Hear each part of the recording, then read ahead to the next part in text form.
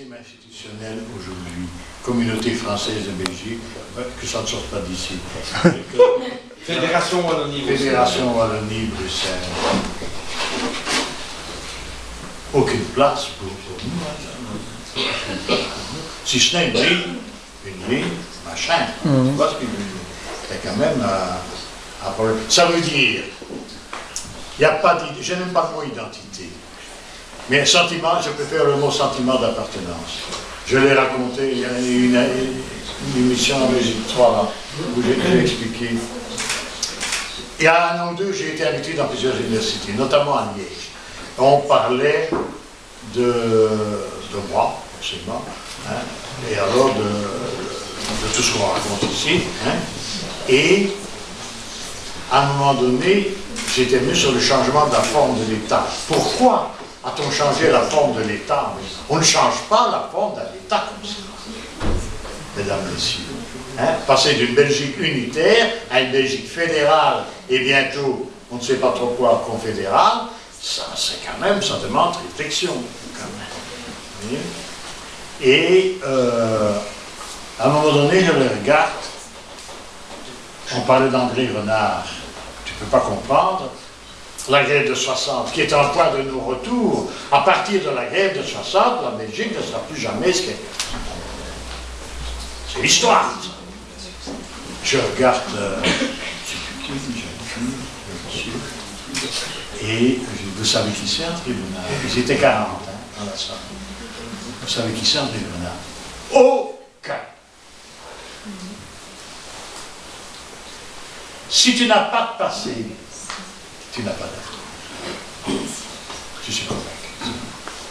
Si tu ne peux pas expliquer d'où tu viens, tu ne peux pas voir où tu vas.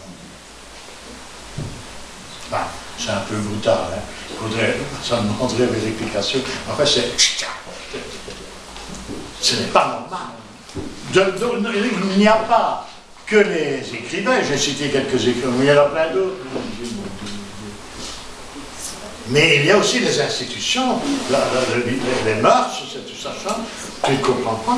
Les gens, les Wallons ne comprennent pas où ils sont. Et les Bruxellois non plus. Puisqu'on est mêlés dans le même truc. Ils ne connaissent pas. Je ne vois pas pourquoi Bruxelles, qui est la ville de Vézal, de Mertens et de tant d'autres, Bruxelles qui nous a sauvés du fascisme en 1936, c'est une grande ville démocratique. Une fois Mertens parlait de Bruxelles, je l'aime bien, il parlait de Bruxelles, il disait c'est le mégot de l'Europe. Ben, j'arrête de conneries, je dis. Bruxelles en 1936 nous a sauvés du fascisme aux élections. Ah ben vous savez, on ne connaît pas mieux Bruxelles, les Bruxellois ne nous connaissent pas, nous ne les connaissons pas, on se regarde un peu comme ça, et voilà. Au lieu de bien définir ce qui se passe à Bruxelles et chez nous, et échanger, quoi. Enfin, qu'est-ce que c'est? On a peur de quoi? On a peur de quoi?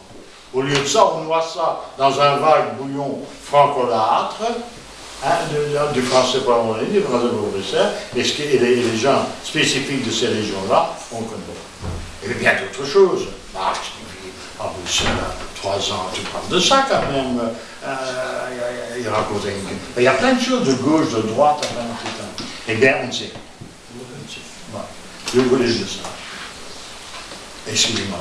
Non, mais oui, tu as bien fait d'en parler, parce que dans le fond, on se rend compte que, et Marc en parlait, notre identité littéraire ou notre identité wallonne est déjà peu perceptible ici. Alors comment peut-être elle perceptible à Paris, par exemple? Elle est peut-être parfois plus perceptible dans d'autres pays en Afrique et dans certains pays francophones que chez nous. Donc là, c'est un autre débat, mais voilà. Est-ce qu'il y a des questions? Plein. Il faut en profiter.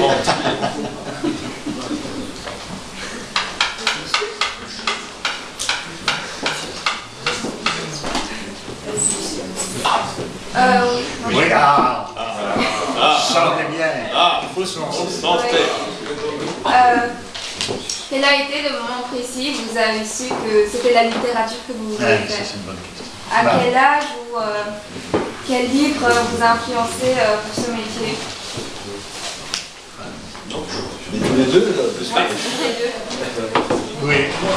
Moi, j'étais en seconde à la télé. En cinquième. Donc, En cinquième. Vous êtes à quelle année? en cinquième. En cinquième. Et j'étais à la télé de Namur.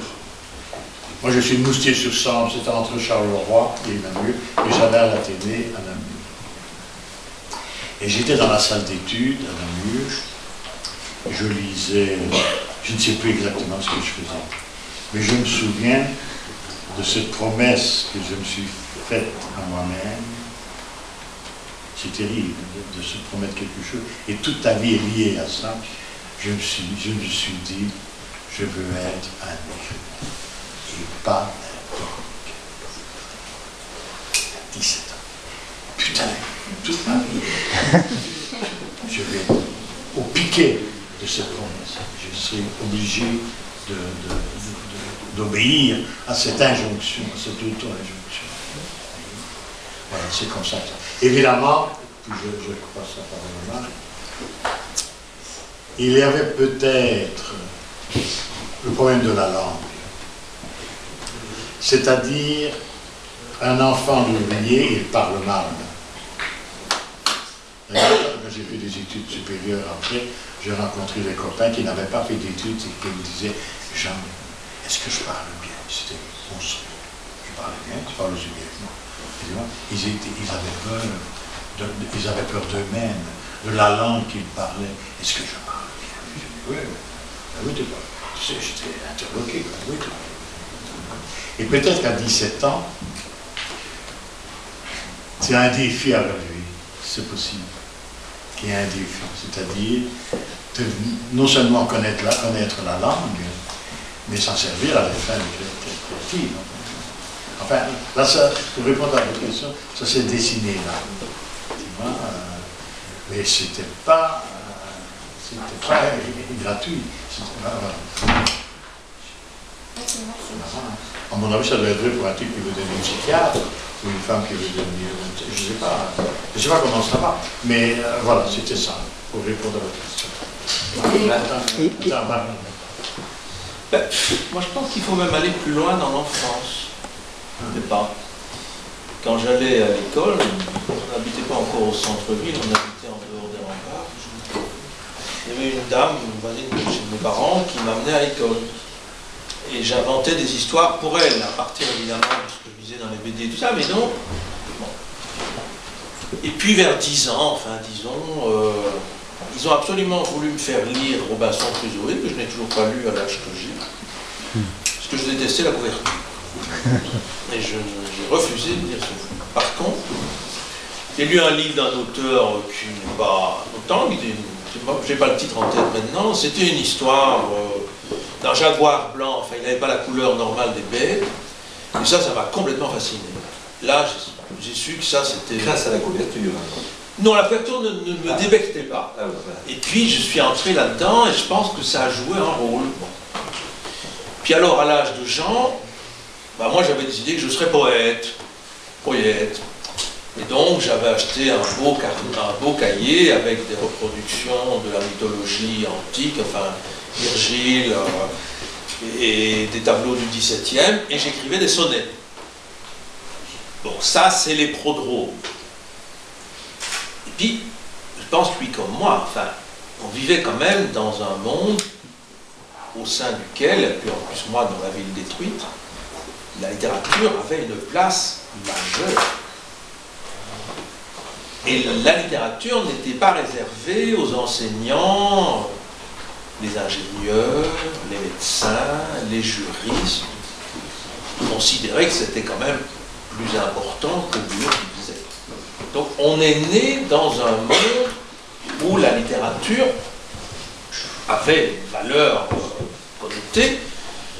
Puis sans doute que moi, quand mon grand-père a décidé de fermer l'usine, parce que, ce que je racontais tout à l'heure, on n'avait pas été détruit, nous, l'usine à Tournai, mais l'outil, forcément, avait d'autant plus vieilli que les concurrents allemands et hollandais avaient été rasés, et que les associés de mon grand-père ne voulaient pas investir. Et donc, moi, je suis né dans un truc qui s'est terminé quand j'étais tout petit. Peut-être que la littérature a aussi été une sorte de... Ça a plus toute la ville détruite, plus toutes les contradictions de l'histoire, dont Jean a un peu parlé tout à l'heure de l'après-guerre, quel était le lieu dans lequel ça pouvait se dire. Et il y a un moment, en tout cas, on a cru se faire. Là, c'est la génération de 68. On est un peu retombé de haut. Quel est l'avenir de la littérature? À votre avis? Non? Bah, ils sont en train d'écrire une pièce dans la classe, donc c'est pas perdu, je crois, pour Ah le non, mais moment. je ne dis pas que c'est perdu. Ouais, mais ouais. je dis, à leurs yeux, quelle place, finalement, Ah occupe oui. la littérature. Voilà. C'est tout. Celles qui tout simplement. voudront. Ouais. Répondez, vous. La littérature, vous en avez? Oui. Bah moi je lis beaucoup et j'aime bien écrire aussi, donc ouais. Ah ben, c'est ça que je voulais savoir. Oui, qu'est-ce que vous lisez? Ah. Bah je sais pas, je lis plein de livres. En ce moment je lis Les Misérables. Ah, Oh, il y a pire. ah, c'est beau. Oui, J'ai lu aussi Les Misérables. ah bon? Ouais. Et monsieur? Monsieur. La littérature, pour vous, ça existe? Est-ce que c'est plus Pas par féminin l'école, je veux dire, ça veut dire. maintenant? Je pense qu'il y a, c'est pas du tout le même effet que notre génération. Hein. Mais j'ai vu dans quelle mesure, en fait. Voilà. Non? Pas spécialement. Comment les autres? Pas spécialement. Et vous?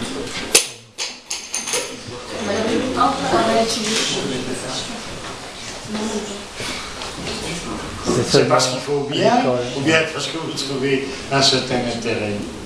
Moi, j'ai l'impression de découvrir la vie dans la littérature. Les expériences des personnages, des romans. Je me dis, tiens, c'est comme moi, ou c'est pas comme moi. Tiens, j'ai déjà vécu ça. C'était cette confrontation à l'œuvre qui faisait que je me formais moi. C'était ça, la littérature. C'est ça, hein. Nous, on a eu, par exemple, ma génération, qui est un peu différente de la vôtre, qui est plus aussi, enfin, mai 68, on a eu envie de lire parce que nos professeurs nous interdisaient certains livres. Nous interdisaient de lire, par exemple, Moravia, Miller, Sartre même. Donc, à l'époque, le fait de nous interdire quelque chose, on se disait, c'est qu'il doit y avoir quelque chose dans ces livres. Et effectivement, on essayait même, on ne pouvait même pas trouver ces livres à la bibliothèque de l'école, on allait les voler. Donc ça renforçait encore le désir de lire, donc par un interdit. Ben voilà, donc c'est encore différent. Et ils écrivent une pièce, M. Charles. Ils essayent un peu, ils On peut comprennent savoir comment. le sujet. Ben, En fait on fait tous un truc différent et après on va choisir Le la meilleure départ, le pièce. point de départ, c'est quoi? Si on arrêtait deux. C'est ici, on... On arrêtait deux. Et Si on va arrêtait inventer quelque chose, Ah oui. quoi? Ah. Vous aimez bien? Ouais. C'est bien, hein? Vous faites quoi, des petits groupes ou... Non, c'est individuel. Individuel d'abord, et puis on fera des tableaux. Mais je crois que c'est un projet qu'on pourra d'ailleurs le diffuser ici. À la Oui, salle. oui, on va le faire, oui, oui. Voilà, donc Déjà. on invitera Marc et Jean. Voilà. Bon, est-ce qu'il y a peut-être des questions et puis on pourra clôturer la soirée parce que nous pourrions rester de